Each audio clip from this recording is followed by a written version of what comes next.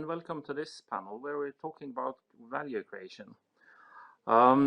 Together with me, I have a really good panel of people all spanning the globe, all the way from Australia to Brazil. And I thought we'd start with giving a short intro, or everybody can give a short introduction of themselves. So starting out with you, Aarthi.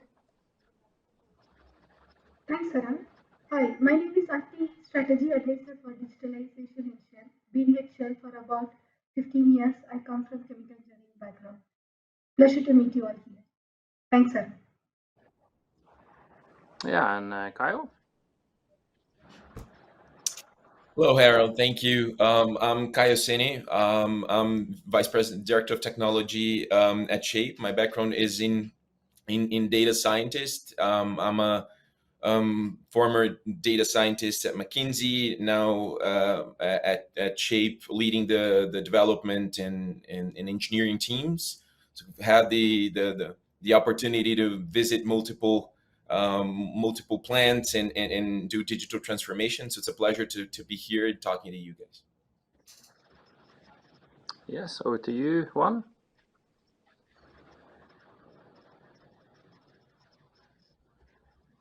I think we have you are on mute. Sorry, my mistake. Hello, my name is Juan Pedro. I'm an industrial engineer. I have a master's degree in technology and business, and also I have a master's in data science. I work at Repsol. At Repsol, I work as a reservoir engineer, well testing engineer, and also in multiple exploration teams. Today, I manage an implementation of digital transformation solutions in the upstream. In particular, I lead projects related to data, analytics, business processes, and digital twins. Thank you. And then I guess it's Marcio. Are you here?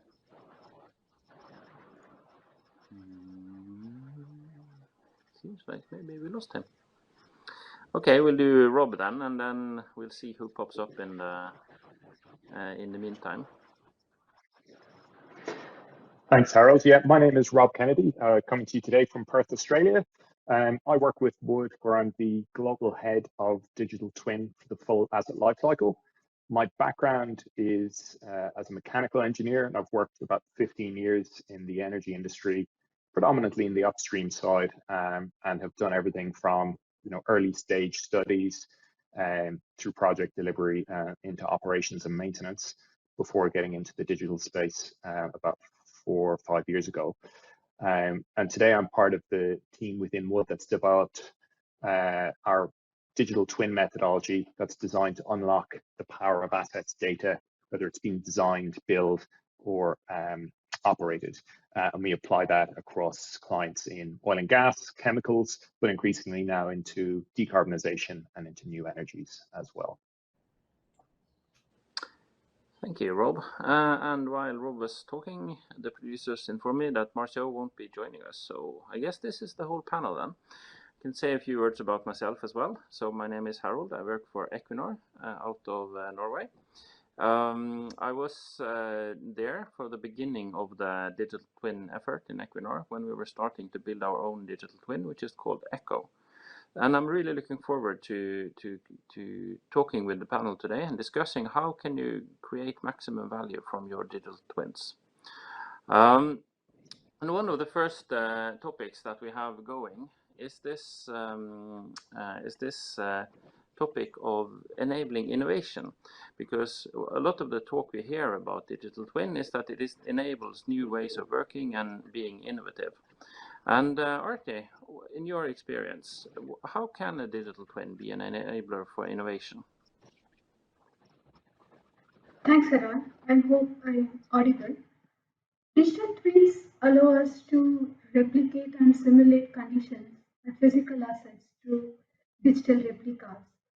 A digital twin brings in a new era of visually interacting with the data and models at the asset, equipment, and component levels.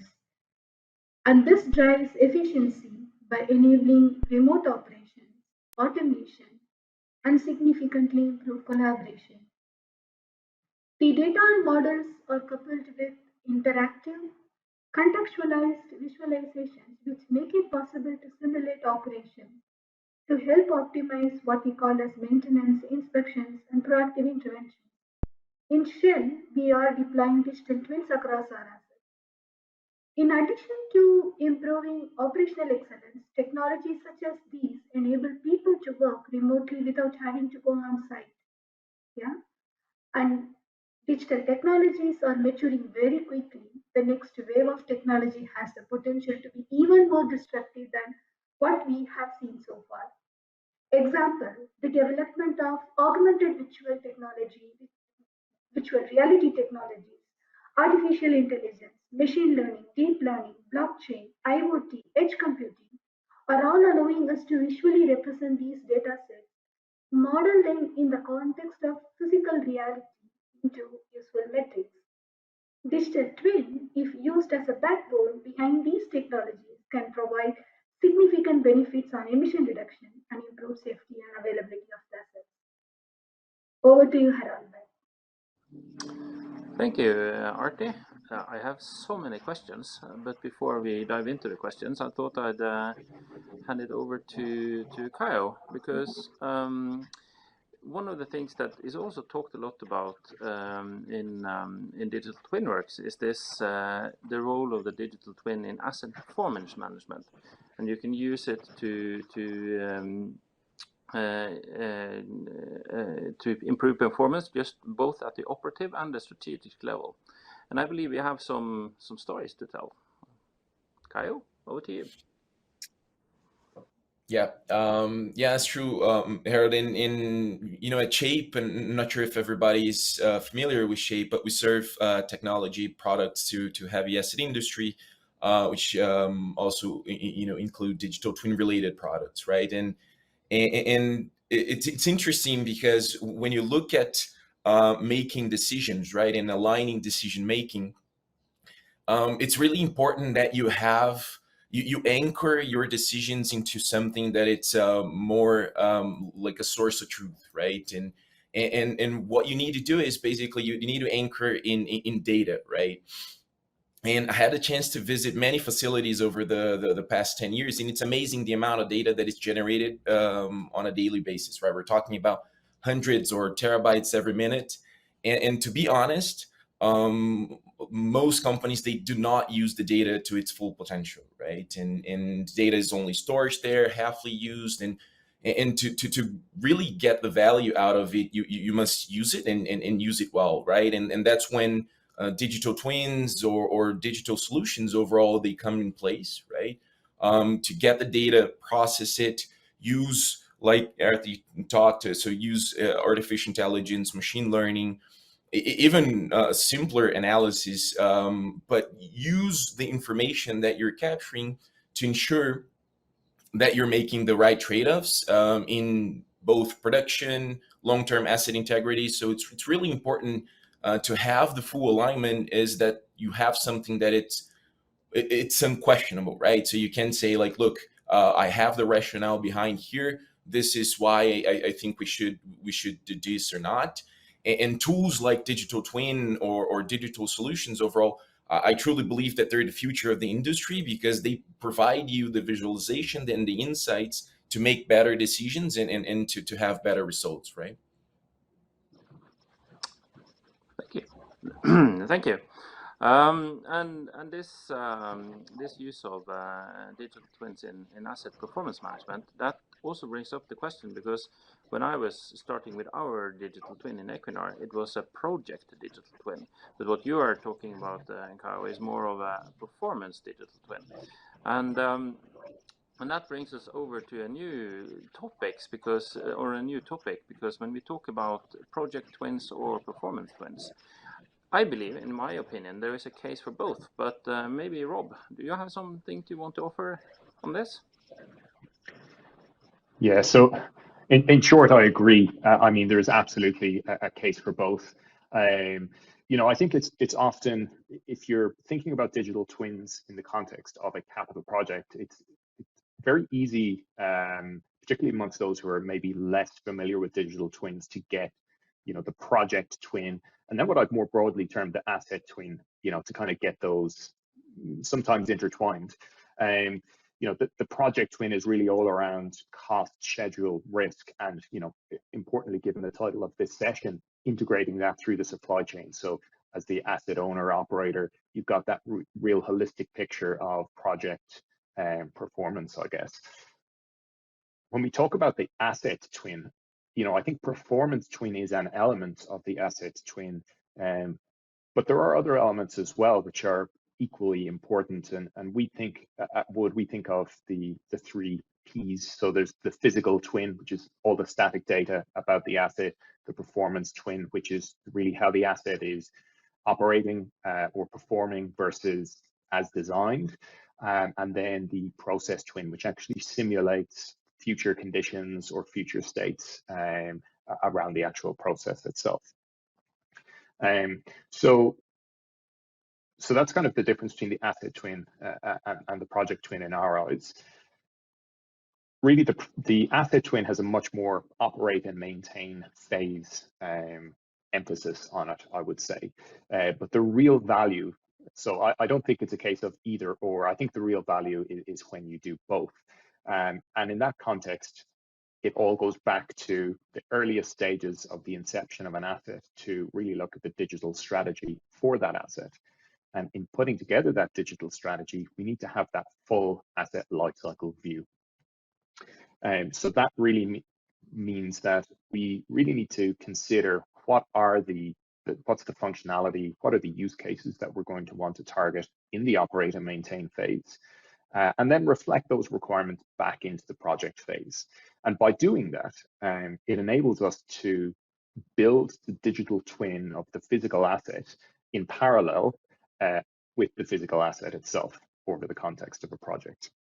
And then bringing in the correct information from the supply chain that will not only help monitor and improve project performance, but then gather the information that is crucial to maybe the construction, completioning, operations readiness, and then on into the operating phase.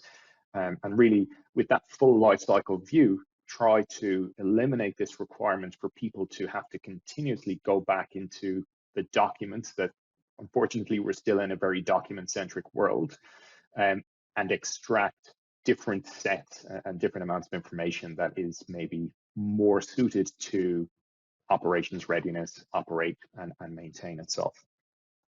So that full asset lifecycle approach is really important. And I guess the last point I wanted to make here really was around understanding what true value means. So we often talk of value, and I feel sometimes we kind of throw the word value around without really having much thought as to what we really mean by value.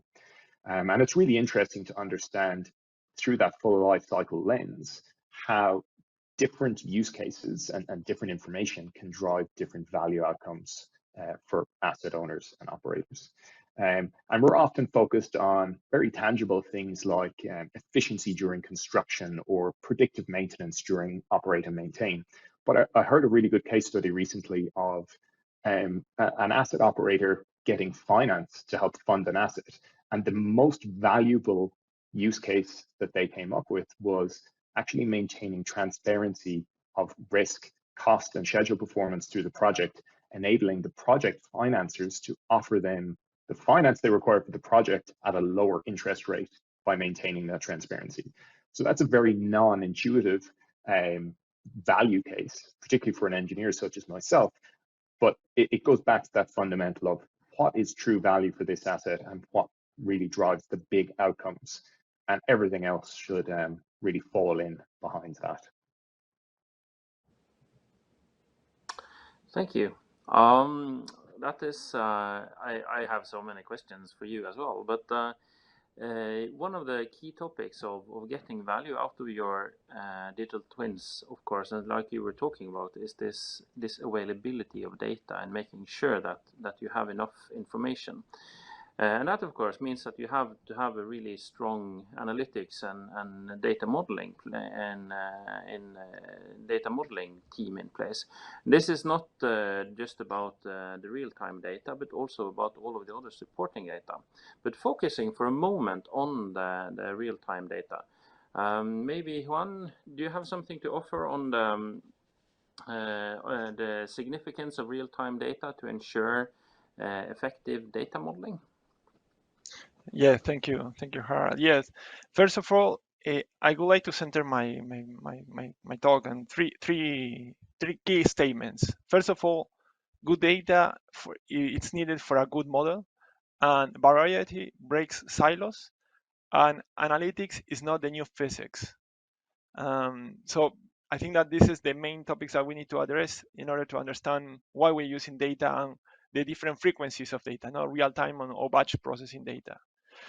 First, to start with the good data for a good model, as you probably know, you need good data for being able to create a good model. But a good data does not mean all the data. We don't have to forget that most of the sensors available are prior to the existence of industrial IoT, and more prior to the existence of internet. So we are relying on adaptations of the sensors. Also, about these good models, I personally think that it's better an approach where the teams goes in a philosophy of quick try and fail and fix cycle. I mean, try, fail, and fix if is the case. Because to be honest, there is a lot of time. We have plenty of time to fix what we have started. And the other key statement I think that is important when we're talking about data is that variety breaks silos. In a digital twin, multiple disciplines can see the same asset and the same thing in the multiple perspectives. For example, think about a well. For example, if I ask you to think about a well and I ask you to describe it, none of the people that is participating in this conference will give you the same answer. And this is the beauty of creating a digital twin, because you are not breaking the silos of data, but also the requirements as well. Because as I said, everyone has their own perspective of an asset.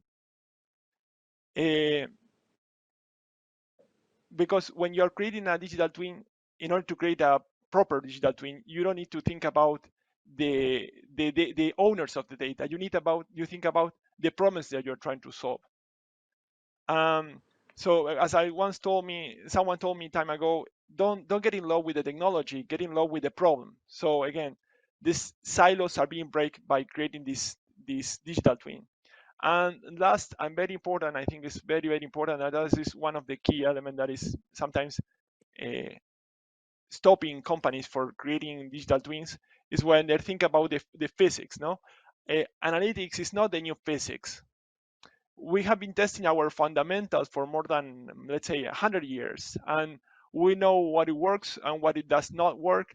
And we have in our company experts, and maybe not in other companies, but also we trust the external expert as well. Modeling and analytics are not here to replace what we have learned. Actually, it's to expand and to leverage from the previous. Analytics challenge our experts to rethink the solutions. And actually, analytics is using big data to support the hypothesis, describe behaviors, and ask especially for new or never imagined problems. And when you think about all this, actually, you need to you're understanding that you had to manage this data. And just presenting on your question, we can think about these two different type of data, real time or batch data. And actually, when you create a digital twin, you don't need to think that in order to create a digital twin, you only can do it if you have real-time information. Because to be honest, there is a lot of examples where real-time is not necessary. There's a lot of examples where real-time is mandatory. For example, if they're doing real-time monitor or modeling or recommendations or rate of penetration optimization or tripping speed predictions, but there is a lot of examples where you don't need it. So again, the good thing about creating a digital twin is that whatever data you have available, it will be good enough for start testing your ideas. Thank you, Harald. Thank you, Juan. And now we have started to really dig into this topic of digital twins and innovation and getting the maximum value out of your digital twin. So if you can see on the wall behind me, they have a quote from Henry Ford, which is, "If I had asked people what they wanted, they would have said faster horses." And this is a testament to the difficulties of running through and true innovations. I have another quote by Mike Tyson that I sometimes use: "Everybody have a plan until they get punched in the mouth." And both of these talk to the point that digital innovation or innovation is hard. So Aarthi, I was kind of wondering, when you talked about innovation, you talked about innovation in the terms of physical infrastructure operations. Can you kind of elaborate a bit more on the promising ways that digital twins can enhance innovation for physical infrastructure operations? Sure, Harald. So one of the ways to enhance value via digital twin in these physical infrastructure operation is by synergistically combining with other digital technologies.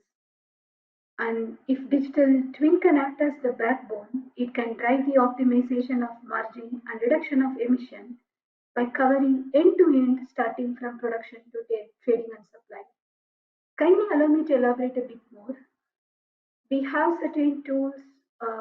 For instance, we have published recently on Virtual Corrosion Engineer, which is an fully automated tool for calculating threats at various locations in the asset based on the corrosion levels and various corrosion damage mechanisms. Now imagine combining Virtual Corrosion Engineer with a digital twin, what it can deliver.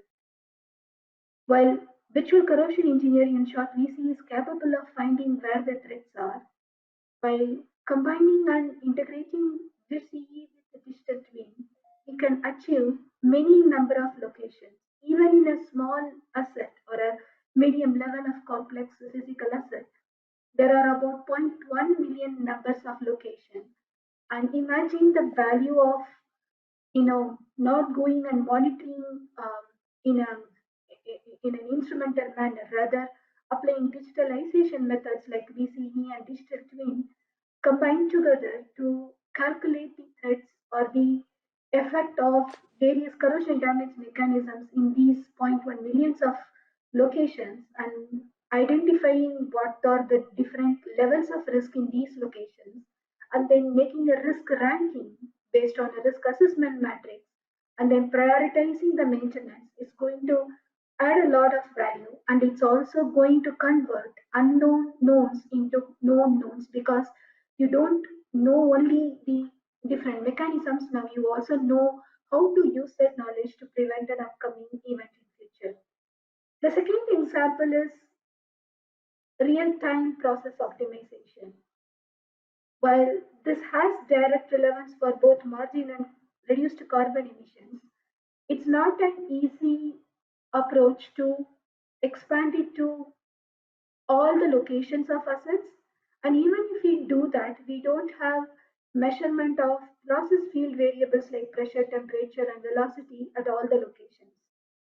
This is where chemical engineering models fused with real-time process optimization and integrated backend with a digital twin can help us to calculate all the compositions and components at all the flow streams involved in that asset, thereby educating the asset operation management to take the best step in terms of both optimizing the margin as well as reducing carbon emissions. These are some examples where the sum of the parts is more than their just sum. Actually, it's a lot more synergistic. We can apply it to anything relevant for asset reliability, availability, GHG emissions, and future of the asset is all about optimizing end to end from production to trading and supply. We have digital ocean softwares from vendors like Kongsberg Digital. We have digital asset software from them for you know, actually the oil and gas assets or any general conventional oil and gas assets. Imagine the power of integrating this all into one piece and doing an optimization of both the cost, maximizing the profit, and minimizing the emissions all the way from production to trading and supply. That's That's really promising. Back to you, Harald. Thank you, Aarthi. One of the things that you were talking about is this, and this comes from the approach to software development that we're using in the software world today. Is this approach to this agile approach to software development, where you start small and then you learn and then you go on and on and on. And that means that if the first version of your digital twin is often not does not really utilize the full potential of a digital twin. And Caio, I was kind of wondering, what do you think are necessary to close the gap between the digital solutions and what happens on the computer screens and the operations with the operators themselves? Yeah, so that's a great question, Harald. And what we've seen, in the past, there are plenty of digital solutions that they just keep in the screen, right? They never actually either see the light of day, or even if it's implemented, people don't use it to its full potential, right? And it's very critical that we not only develop these solutions, but we also use them on a daily basis. We use them in the operations to reach better performance, right? And from my previous experience, developing and implementing digital solutions, the first thing you need to do to really close the gap and start actually adding value in the operation is in the development process itself.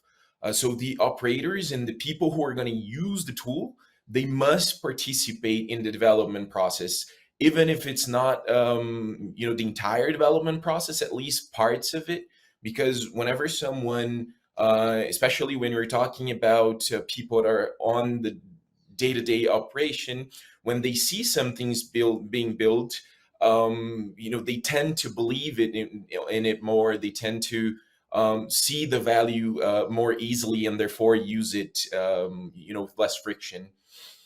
The second thing I would do is to focus on interpretability, right? So avoid black box algorithms, or if you use some black box algorithms, try to use tools to give you interpretability and visibility on the solutions and models that you're building, to then achieve the alignment that you want. And it's hard for people to blindly follow recommendations, that in the end they're not going to do it. So they need to understand what's behind it, the computer screen, what's behind that recommendation, so they can actually take action, and take action faster in ensuring value, right?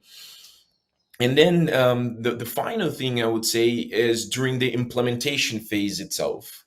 So it's good that the operators are very close to the developers during the development phase. And then when you're implementing, is the other way around, right? So the developers or the digital team, if it's either the data scientist or the software engineer, they must be close to the operation somehow, right? Either if it's participating in some of the daily activities, rethinking some processes.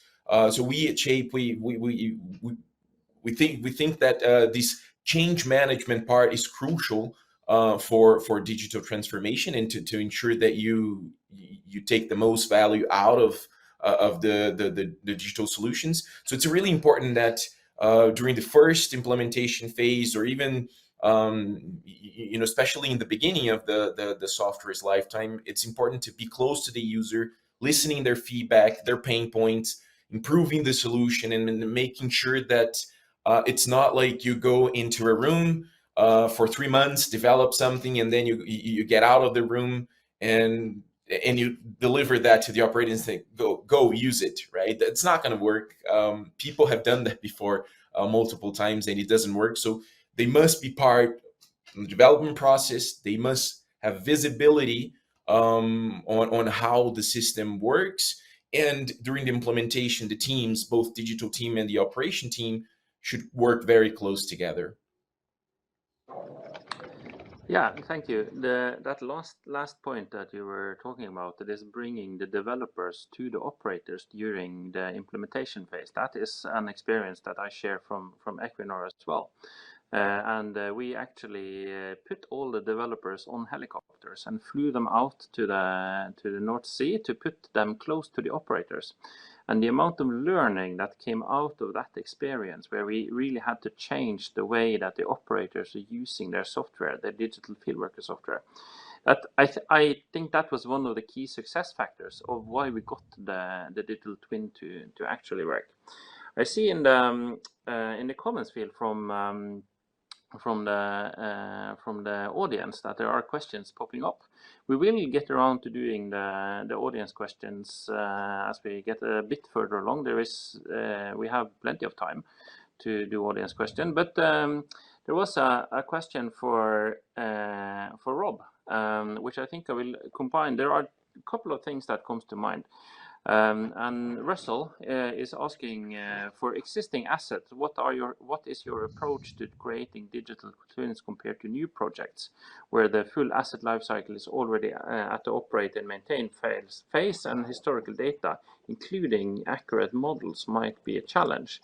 And we were preparing for this panel. We were talking about some of the same things, because what do you see is the biggest challenge that asset owners and operators face when they are implementing their digital twins, Rob?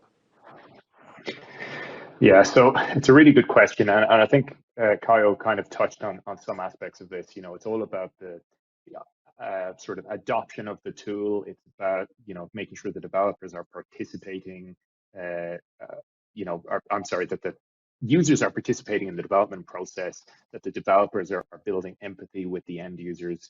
You know, and that adoption piece, I think, is so critical. I'll maybe come back to that in a sec, but you know, in terms of the approach for an operating asset, really it's a very different approach than if you've got a capital project and, you know, you're planning out a program of work over 2, 3, 4, 5 years.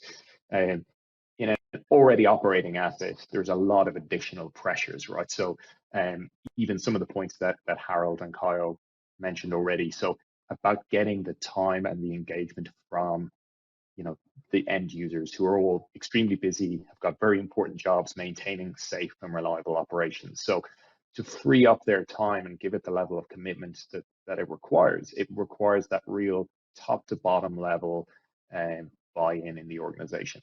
And we should not underestimate how difficult that is to get and how easy it is to lose.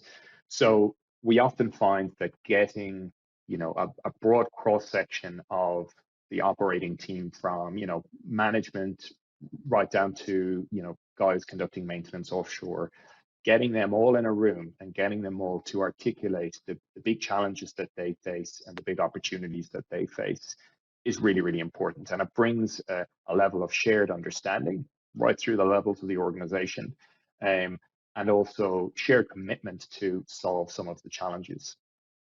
And in some cases, you know, we don't even need to resort to digitalization to solve the challenges. Some of them are organizational and procedural.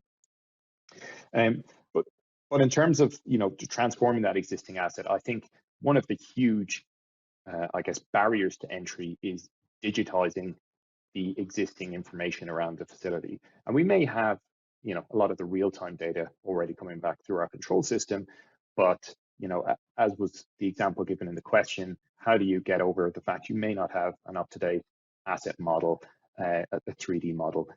You may not have your engineering information digitized. It may be stuck on data sheets and in reports. Your P&IDs may be scans of drawings made mainly decades ago. So that initial digitization phase is incredibly important. It sort of builds that information foundation, if you will, that you can then start to build use cases on top of. The big challenge here, of course, is how much do I need to digitize? How much do I need to spend? Because as soon as you digitize a piece of information, you're continuously then in a challenge of maintaining verification, maintaining assurance over that data, and making sure it's up to date. So I very much advocate for, you know, as Harald mentioned, that agile approach to solution delivery, we should also have a pretty agile approach to our digitization as well to support that. And I guess the subject of information and adoption, I think, is a very interesting topic, because what we found numerous times with clients is that trust in data is very hard won and very quickly lost. And all it needs is one experienced hand who knows the asset really, really well to go, that's wrong. It doesn't look like that anymore. And all of a sudden, that information may be a day or a year out of date, but all of a sudden it calls into question the entire data set that they're looking at. So we found that very simple things like having a easily accessible process where people can raise queries with the sort of the digital team or the asset team to understand, has this piece of information changed? You know, when was the last time it was scanned? And giving people full transparency over I guess, the age of information, as well as then a very simple process to follow to request either that information to be checked or indeed updated, and maybe, you know, rescanning, laser scanning maybe an area of a facility. So that building the trust and the, I guess, the commitment right through the layers of the organization is essential to those operating assets, and it is key to adoption. And just to close my point out, adoption is kind of the difference between having a really nice shiny tool sat on the shelf and actually creating value. So it's key, clearly. Yeah, no, I totally agree with that. Sometimes when we are out having beers in the development community, we have this term called advisor software, which is software that has been imagined by some advisor somewhere in the company and then built and not really adopted in the way that we were talking about it. I see there are questions coming in on the chat. Keep them coming. Aarthi, you have upcoming questions in soon when we get around. But before we go back to Aarthi to ask about to talk about the innovations and digital twin, I wanted to ask Juan, this thing with digital twins and real-time data. There are a lot of talks about real-time data when we talk about digital twins, in addition to the asset model itself. But is it so? Do you think that digital twin will only work with real-time data, or can it provide value even though we don't have real-time data? Yeah, thank you, Harald, for the question. Actually, it's a very interesting question because as was mentioned on my previous conversation, previous chat, several managers think that the only reason where you can have a digital twin is if you have real-time data. And actually, as I mentioned, it's not the case. You can build a real-time digital twin. Sorry, you can build a digital twin without the real-time information. And actually, that's also another key element for start trying, because as mentioned, it was most of the panelists here. Some of the information, it's the source of information is quite old. Maybe are not aligning to being able to be captured in a real-time fashion. So creating or setting up your proof of concept using maybe batch information or data that is not real time. It has some frequency updated defined, helps you to test your ideas and test your, as you said, the advisor models and see if those models worked. And then after you have the process tested, you can think about it, if it's good, if it's reasonable or not, if it will add value or not, creating those real-time models. Because one of the things that you have to consider is that you have to check if whatever process you're implementing in your digital twin will add value. And when I say value, I mean if it will actually add value to the business, because everything adds value, but the value in actual value that could be measured in any financial impact. For example, let's say that you want to predict for example, I don't know, the forecast of a well production. I mean, you can use real-time data to predict the forecast, the well production, but maybe the cost of that information will be overexpended over the actual value that will add in having a forecasting method that is updated in a real-time fashion. So again, I think that the real-time it's very important, but it's not mandatory. And real-time, it had to be measured in terms of value. How much value or how much impact is that adding? And in value, I mean in dollars or barrels. Thank you, Harald. Thank for the you. question. Yeah, thank you. We're getting to a point where we are also taking questions from the audience, and Gregor is want to ask Aarthi regarding the chemical management topic. Have you been able to integrate all the different engineering and real-time data sets to look at the complete dynamic systems like inventories, fluid models, injection system design, and integrity, pumps, valves, etc., and connecting all the different teams involved? Aarthi, do you have? Can you say something to Gregor? Yeah, sure. Thanks, Harald. Thanks for asking that question. It's a very important question and very relevant one. So, corrosion is just one way of degradation of material, right? It can also happen because of mechanical or electrical modes or any other mode. And what we are talking about is not just virtual corrosion engineer in that case, we are also talking about virtual engineer. So indeed, we have been very successful in expanding beyond corrosion by considering all kinds of degradation mechanisms that can happen in an asset, be it mechanical, electrical, or even vibrational for that matter, and include those aspects. And you will not be able to apply same kind of models everywhere, and you also will not be able to use the same kind of process information data, so-called in short, pi data. You will need beyond temperature, pressure, and velocity for calculating the effect of vibrational damage, for instance, and you will have to measure something else for damages caused by electrical mechanisms. So, answer to your question is indeed it's all the mechanisms, all kinds of different modes of damages that can happen to an asset component. All these are considered, and these are different tools that we have developed, and combining that with a digital twin as a backbone has been extremely valuable because digital twin comes with the background engineering data and also the dynamic aspects of those locations, and combining with these physics-based models that address different kinds of mechanisms put together is very synergistic. So I hope I have answered the question. And yes, indeed, we involved the different teams and looked at the whole complete dynamic system. Thanks. Thank you, Aarthi. I see there are some more questions in the chat, which I thought I'd combine into a new question for Caio. Because Miguel asks if we have any tips and thoughts on how to build a business case to justify digitalization effort in brownfield plants. That, of course, if you talk about business cases, it often comes down to, as Juan was referring to earlier, it comes down to barrels or dollars or whatever your favorite currency is.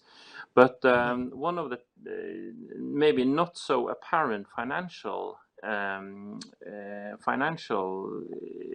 or non-financial benefits of digital twin is the ability to innovate faster. But innovation is crucial to keeping decision making in operations. But it can be quite difficult to test solutions in operations. You have to test them in a safe environment before you deploy them to operations. Caio, do you have any tips on how to break the barrier of testing new solutions in operations? Yeah, sure, Harald, and thank you for the question, and that goes along, right, to building the business case and then getting the buy-in from decision makers to actually test test the solution, right? And indeed, and I like very much, Harald, what the Ford quote that you showed before, right? And and innovation is hard, right? And sell innovation. So we at Shape, we sell innovation, and it ain't easy. So there are a few things that we do to break this barrier, and I think like the first one is indeed to have a good business case, right? And so understand the trade-offs that you have in place, the business value that you're addressing, and not only the immediate business value, right? So you have, when you're thinking about asset integrity, for example, there are it's not only about additional oil production or additional dollar value immediately captured, but also long-term asset integrity. So to really build the business case together, think about all the variables that you're addressing there, and then present that in a compelling case, right? But only preparing the information and then putting the dollar value might not be enough, because with innovation always comes a lot of uncertainty, right? Is that going to work? No one's done that before. Should we the ones who actually do it first, or should we wait for someone and then we copy, right? So those are questions that I've heard throughout my career. So what I found that it's useful is really, like Harald said, start small. Start with a proof of concept or proof of performance to make sure that you can generate value. Obviously, do it quick, right? If you just take like many months to do so, probably you're going to lose excitement over a solution and lose the timing to implement. So do a quick proof of performance, either offline or online, but use the available data in your favor, right? And then once you get a little bit of the buy-in, put up together a plan that you divide the development phases with incremental deliverables. People tend to be very anxious when you're talking about a solution that you're going to be developing for a year, and then after a year you'll see some value out of it, right? So kind of like the concept of MVP that Harald mentioned in the beginning, right? The agile kind of thing. So make sure that you have incremental deliverables, but not deliverables just for the sake of having something, but deliverables that really add value to the operation, right? And that people can already use, and then you will start getting traction on it, right? And not to lose that traction over time. It's very critical that you define and align what are the KPIs that you're going to be monitoring. And from my experience, it's useful, and it's very useful that you do that up front, right? Before you actually start any development, already reflect on what KPIs that you want to monitor, what KPIs that it's going to measure your success.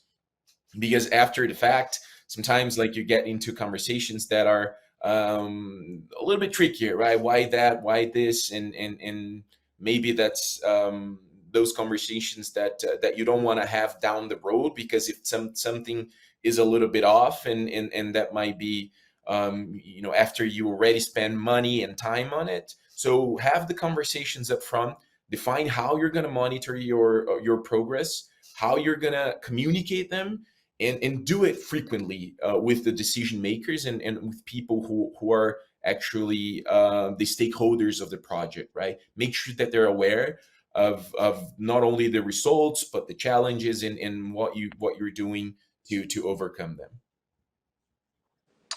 Yeah, thank you.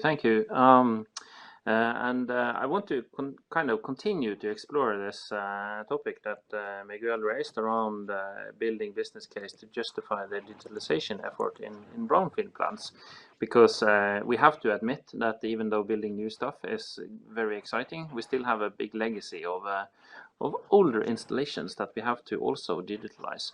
And that kind of brings me over to you, Rob, around this. Continuing on this value creation and life cycle economics, and do you think that asset owners can influence the life cycle of economics of an asset using digital twins, and how would you go about doing that? Well, it's a really good question. I think some of it goes back to some of the points that Caio just raised, honestly, which is, understanding what are the KPIs we're going to measure up front. That's so important. So important to establish the baselines and the improvement targets. And look, I think maybe I can start maybe from a greenfield and then move on to brownfield. When we're designing a new greenfield plant, particularly back at the study phase, where we're considering different concepts for a particular asset, we make a lot of assumptions around the capital intensity of that asset and the operational intensity of that asset, how much it's going to cost me to build and how much it's going to cost me on an ongoing basis, I guess, to operate. And that's fine. And what we then do often later in the piece, and in some cases it could be 1, 2, 3 years later, we start thinking, oh, we've got a new project. We should do a digital strategy for this project. And I always think that we've left a lot of value on the table by leaving that discussion about the digital strategy till so much later. Because I fundamentally believe if you start looking at doing a digital strategy, at the end of your front-end engineering design or even into your detailed design phase, and you're trying to push through the spend and then the activities associated with the digital twin as a change to the project. And if there's one thing that project managers and project directors don't like, it's change.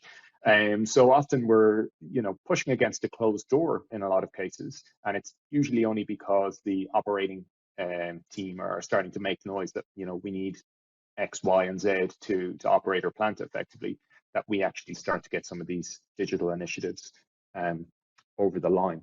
So, I think it's really important that as we're starting to look at the life cycle economics of that asset, as we're starting to establish some assumptions that we make around the intensity, the capital intensity of the design construction process, and we start to factor in and take credit for some of the benefits that digital twin and digitalization more generally can give us.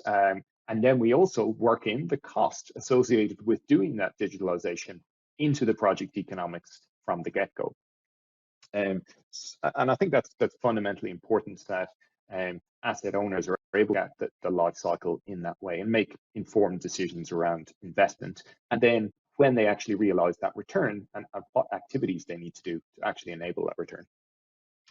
And then just to finish up, so in an already operating asset, it becomes much trickier to have that really holistic view of value, I would argue.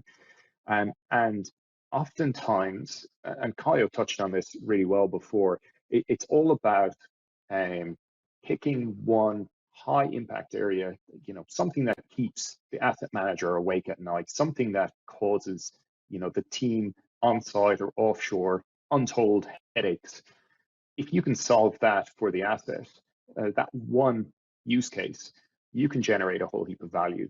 And often that first use case is less about the direct value you generate. It's more about the goodwill and the excitement that you build, that actually we've solved this huge problem that's been causing everyone a huge amount of pain.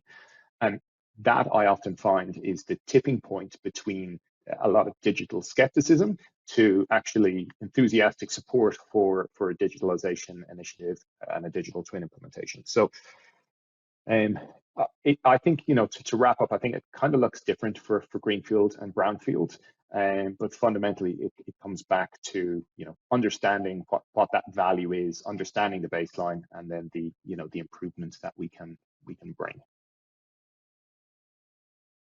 Yes. Thank you. So we only have a few minutes left before it handed back to Adam. So I think we have covered all of the questions from the audience. But there is one thing I was wondering about as we attempt to round this off, and we've been talking a lot about analytics and data and experimentation and innovation, but at the foundation of all of this is often advanced analytics model. And at the end, to close off this panel, maybe I could ask you, Juan, to say a few words of what do you think are the biggest challenges to implementing an advanced analytics model in this case? Just a few minutes. Yeah, sure. I can be brief. Actually, I think the biggest challenge that we have is overpromising, to be honest. People tend to overpromise what the models can achieve, and actually one of the elements that we have to consider is that if we have some available data, we have to not overstretch that data. I mean, as I mentioned before, and as was mentioned by Rob and Caio as well, we are trying to solve a small problem. So from a small to large, because we had to build the trust from the business. So overpromise, I think, is one of the key factors that it's challenging the analytic models. Also, organizational alignment. Sometimes happen that the problem that we are trying to solve, we're trying to speed up the solving process. It's not aligned with all the parties involved, so that lack of alignment doesn't help in order to test and to prove and to be flexible with the results that we are getting. And sometimes asking for technology, also a factor that is affecting the implementation, is asking the business is asking for technology that maybe only exists in a research paper.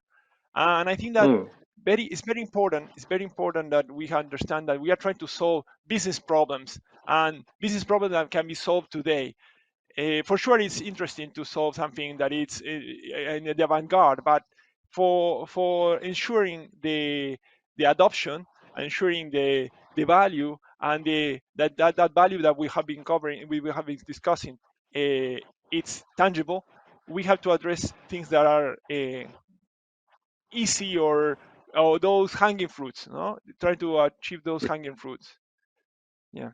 Yeah, I think we are gonna have to leave it at that. Go for the low-hanging fruits. So we're approaching the end of this panel. Thank you to Aarthi, Caio, Juan, and Rob. I have been Harald, or I am still Harald, but I hope you enjoy the rest of the day and the rest of this conference. Back to you, Adam.